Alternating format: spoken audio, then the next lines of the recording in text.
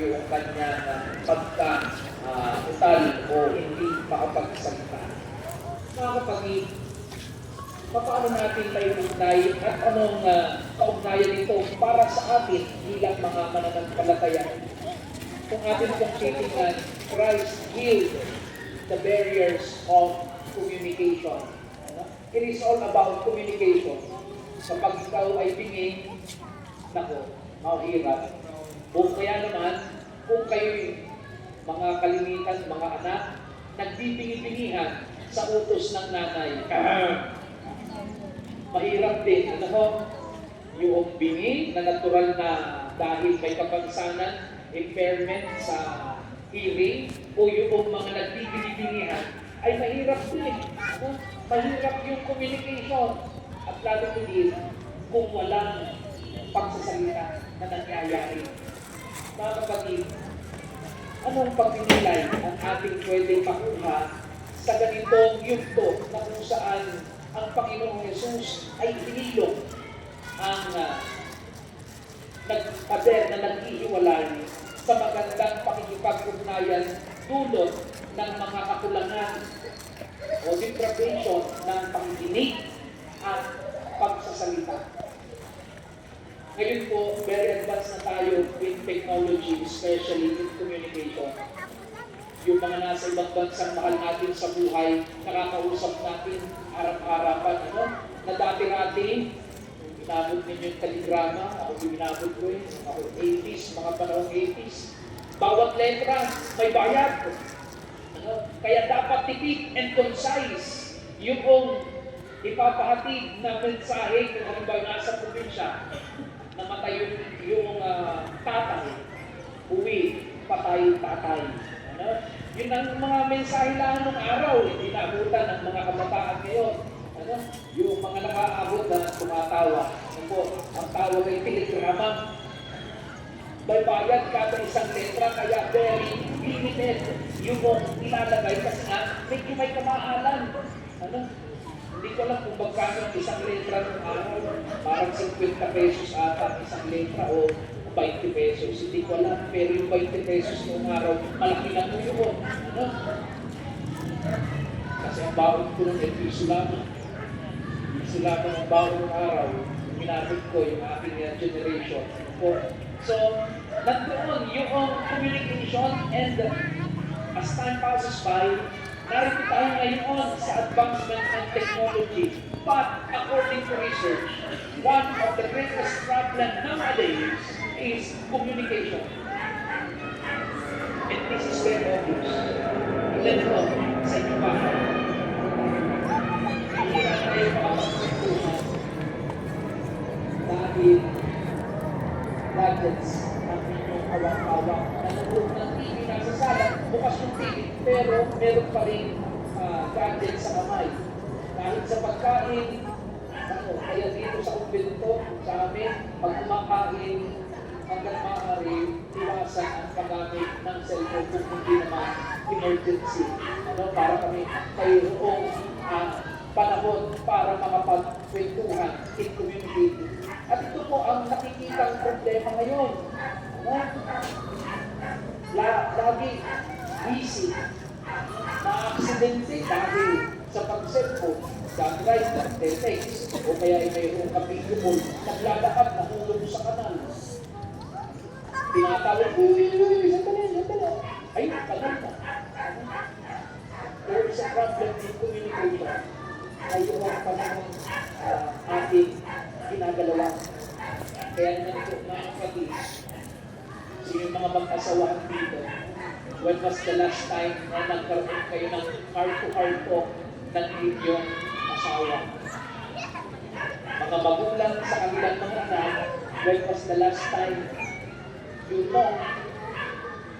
Yung heart-to-heart talk at nagpupustahan, wala. Very seldom. Kung meron man, salamat sa Diyos. So ito yung number one problema ngayon. Despite the advancement in technology at sa mag-asawahan, according to the Association of Marriage Counselors, they have done a research na ang number one na dahilan ng paghihiwalay ng mag-asawa is not about dishonesty or unfaithfulness. It is the problem in communication. Yun ang kanilang nakita. Kulang sa komunikasyon ang mag-asawa. Dahil kung mag-usap man at merong hindi pagkakaunawaan, pag minsan nauuwi sa away. Please, I remind you, husband and wives, you are not enemies. You are lovers. Hindi kayo naghahanap ng kulang sa isa't isa. You are helping each other to grow kasama ng inyong mga anak. Hindi ninyo hinahanap kung sinong may mali kapag merong confrontation. Sinong mali? Sinong tama? It is not important. Ang mahalaga, you find ways and solution how para maayos kung meron mang hindi pagkakaunawaan. Hindi hinahanap kung sinong mali. Kaya pag minsan sa buhay parokya ganyan din, kapag merong mga organisasyon na hindi magkasundo, sandali muna. Gusto ko muna kausapin yung kabilang side. Gusto ko rin muna kausapin yung kabilang side kasi pag nakinig ka lamang dun sa isa, may bias ka na. So, kakausapin ko. Anong findings? Parehas tama. Walang nagpapatalo. At ganyan din pag minsan, parehas tama, walang bumababa. So, hindi dapat hanapin kung sino ang tama at sino mali. But, in communication, we find the solution sa kabukasan ng puso.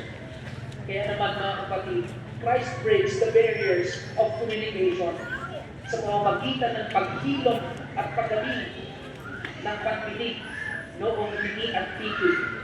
Kasi pag minsan, ito ang kulang sa atin ngayon.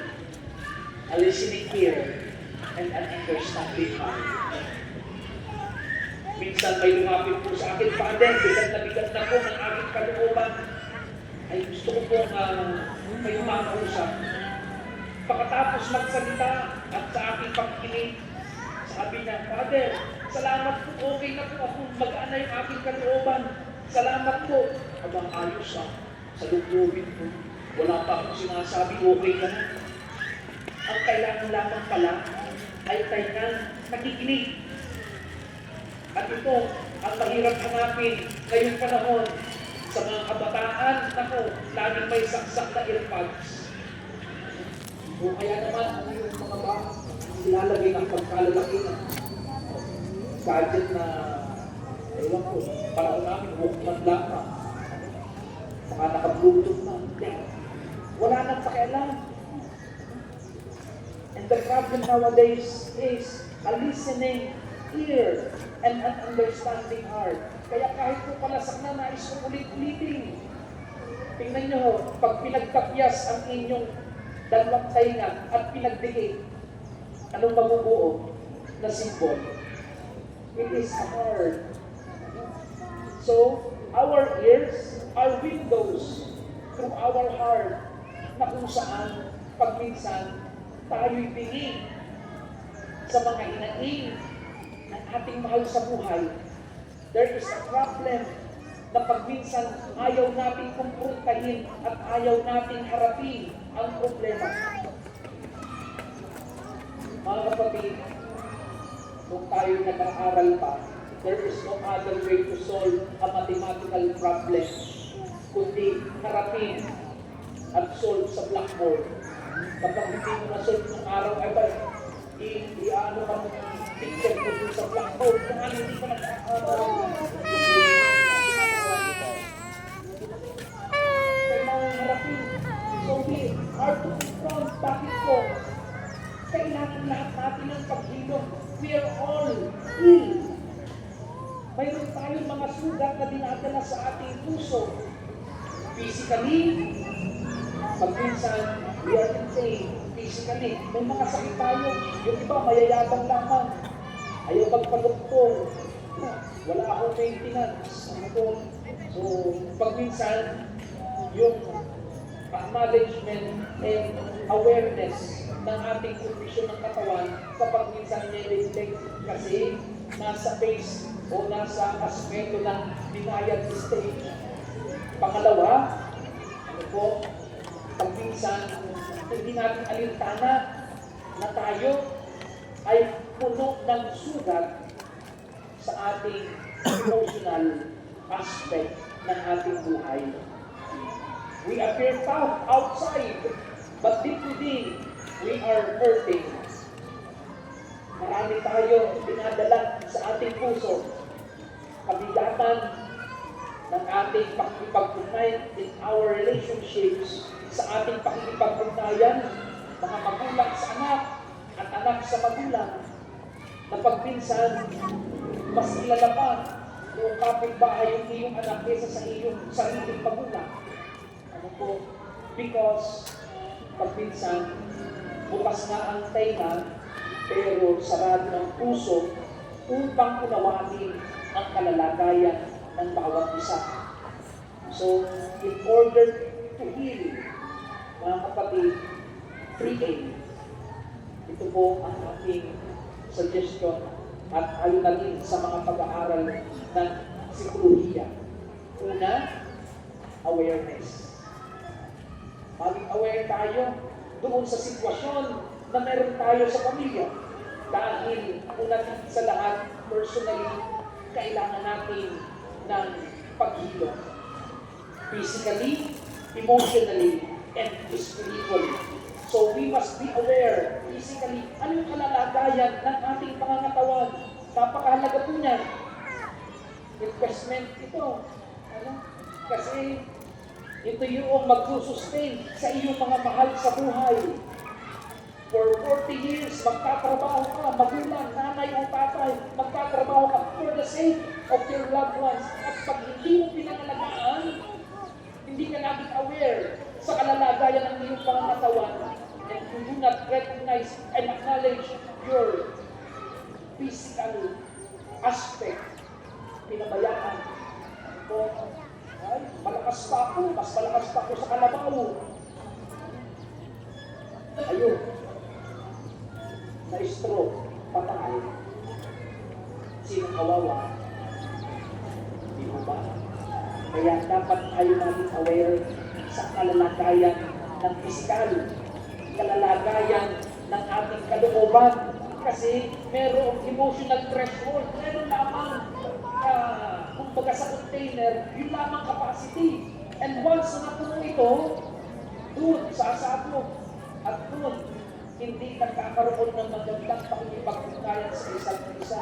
Kasi nga, sinaloob ng isinaloob, hindi ipinahayag yung natamang nararamdaman. Kaya may kasabihan po tayo sa Tagalog, pagsasabi ng tapat, pagsasama ng maluwag. Aba ay 30 years na palang magkasama bilang mag-asawa, ayun pala ay gabi magkasiping, ay may sama pala ng loob sa asawa. 30 years nang kinikimkim sa puso. Dahil ayaw i-confront yung emotional burdens. Pangatlo, our spiritual aspect. Pag minsan nandyan ang pagkakasakit. Kaya ang sabi ko, kapag ang sakit ng kalangkingan, dala ang buong katawan. Kaya dapat holistic. Kaya tingnan niyo po, kung napanood, sino nakapanood ng Inside Out? It is psycho-emotional movie na kung saan nandoon how to handle the different emotions na meron tayo sa ating puso, sa ating pagkatao. Ano? May iba tayong emotion and characters na kung saan doon pinapakita paano i-handle, paano i-manage yung ating different emotions na pag minsan dumadating mo sa punto na ikaw ay punong-puno na.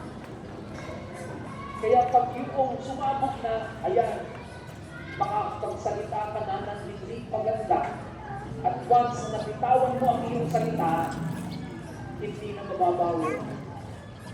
Yung damage na nabitawan dahil hindi papigilan ang aming sarili dahil sa pagsabog ng kalooban, the damage has been done.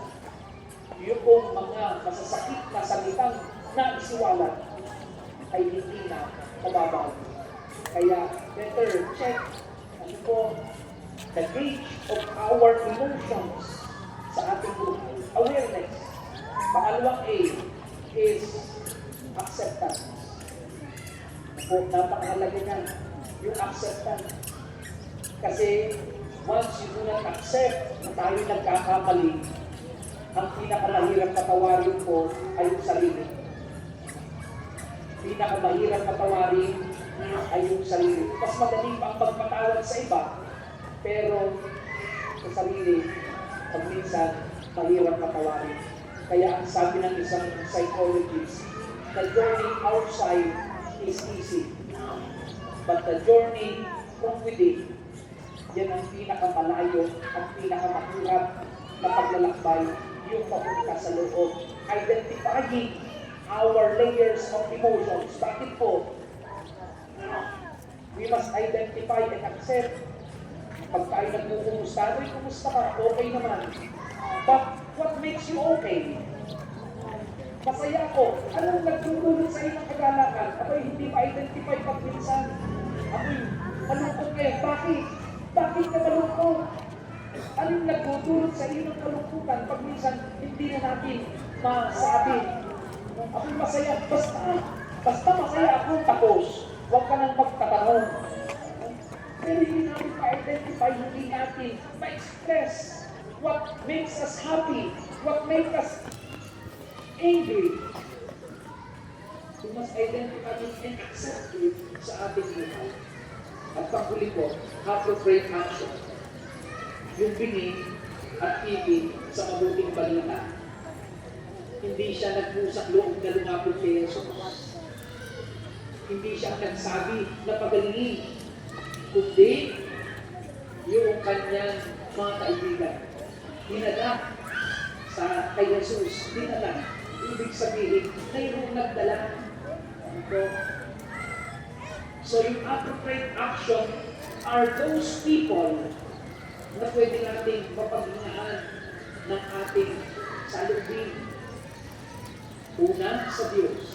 Because in prayer, according to CCC, the definition of prayer is the opening up of our hearts to God. Binubukas natin ang ating puso sa Diyos. At sa pananalangin, hindi lamang tayo humihingi ng mga biyayang ating pinakailangan. Pagkos, hinahatid din natin sa Panginoon yung ating mga malulungkot, masasayang karanasan. Lord, ito po ang ating kalalagayan sa araw na ito. Kaya pag minsan tinatanong ko, bakit ay magsisimba? Because, mga kapatid, we all need healing. Meron tayong mga sulat. Lahat tayo ay mayroong mga dalangin sa buwan. Lahat tayo may issues. Kaya yung ating panalangin is one way. When we tell God, ito yung ating mga dalangin. Telling is healing. And retelling our story, doon nagsisimula ang process ng healing. Because there is the awareness, the acceptance, and the action para maging mabunga yung pagkilom na nais natin sa ating buhay. Kaya naman mga kapatid, start na magkaroon tayo ng maganda at maayos na pakikipagpugnayan. Hindi lamang sa ating matataling na kaibigan. Mga magulang, magkaroon ng panahon ng pakikipagpugnayan sa inyong mga anak. Mga anak, magkaroon din naman ng panahon ng pakikipagpugnayan at malalim na pakikipagkomunikasyon sa inyong mga magulang.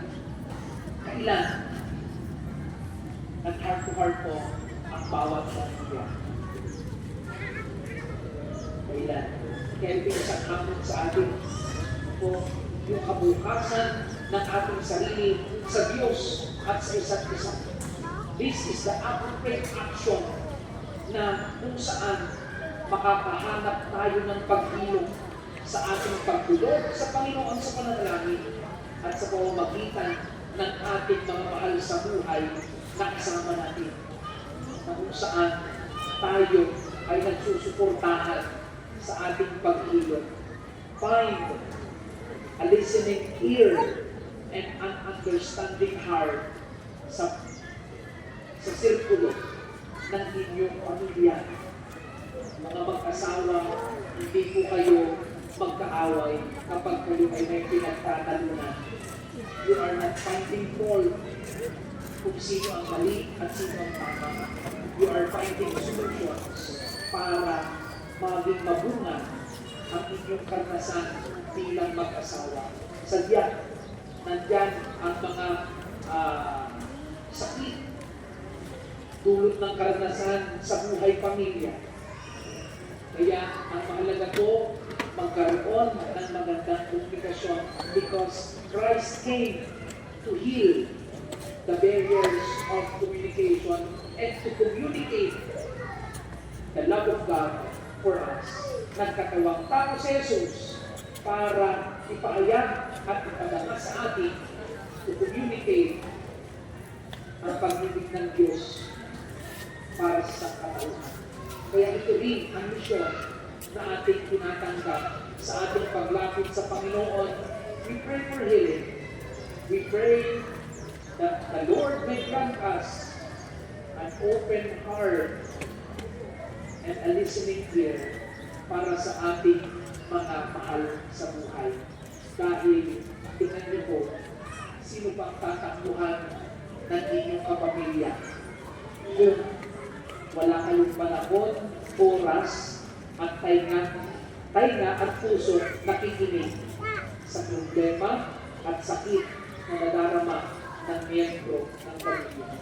Nawa sa ating pagtulog sa kapag-ito ng Panginoon, pagkalooban tayo ng pag-ilog at ugalingan upang ating matamasa ang kagalakan, pag-ibig ng Diyos at ng bawat isa. Pagpalaan po tayo ng buong may kapal.